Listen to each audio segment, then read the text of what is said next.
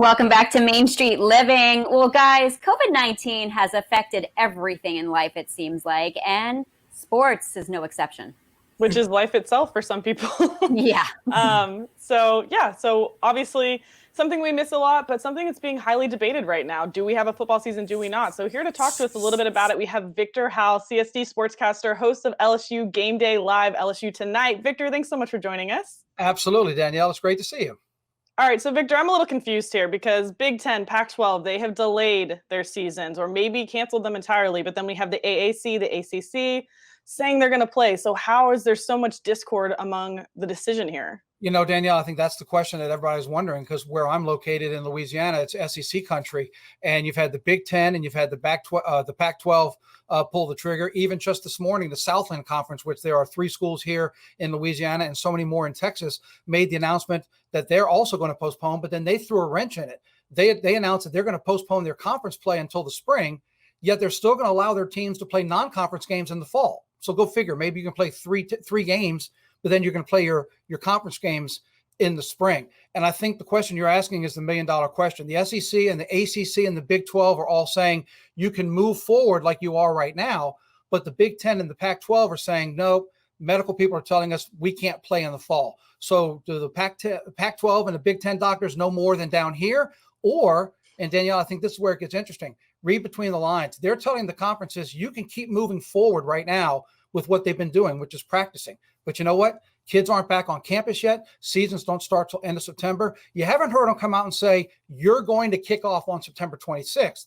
They've said you can keep moving forward where you are right now. That gives them an opportunity to change their mind. If the campuses come back alive and there's a huge breakout in COVID, it gives the conferences and the directors to say, hey, we tried. This COVID thing is way out of hand. We need to go ahead and cancel.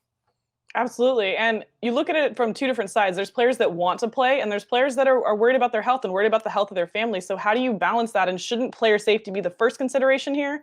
Well, you'd like to think that it is, and you have to think that you remember when you get recruited, coaches tell those families, we're going to take care of your kids. So the number one priority would be the health and the safety. And a lot of those players, you even saw Joe Burrow. Of course, he was the quarterback down here, goes on to the national championship, wins the Heisman. He said, hey, if I don't play last year like I did, I might be looking for a job right now. There are players who know they've got a shot at the NFL, but they're here in college for one more year. Now they're going to start balancing, do I play college football in the spring?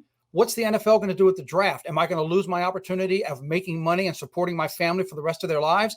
Yeah, if I'm going to go NFL, guess what? I'm not going to play in the spring. I'll see you guys later, and I'm going to go work out and get ready for a professional year. So there are way more unanswered questions right now than there are answered questions for what we're trying to do with fall sports. Sure. And I know you brought up that the NFL, they're obviously planning on continuing their season, no fans in the stands. They've started practice. Hard Knocks has started. We have at least that. It's mostly watching people getting swabbed. But I know that you have a lot of personal experience with COVID yourself. So can you tell us a little bit about what happened to you last month? Yeah, unfortunately, July is a month I'd rather forget. I thought I was doing everything well, wearing masks, taking care of the family, not going out, haven't been out doing anything since March. But somehow it got me. And I went from sitting on my sofa watching golf, golf comes back and I'm actually watching some sports and I'm laying on my sofa and 2 hours later, I'm in the emergency room being checked into the ICU.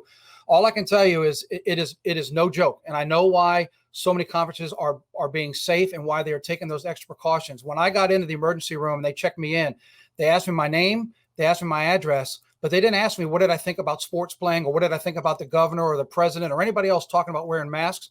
The next 2 questions were, do you have a living will?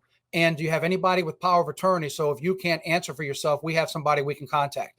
If you don't think this virus is real, just sit on that for a moment and think about that. It's the real deal. It's no joke. And I get both sides of it. Coaches want to play, they want to coach, players want to play. But Danielle, there's another safety side first. that's very, very real. It's all about safety.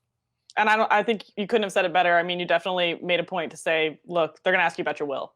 So right. we appreciate you coming on and giving us your thoughts and your personal experiences. So thank you so much, Victor. We really appreciate it. My pleasure. Great to talk.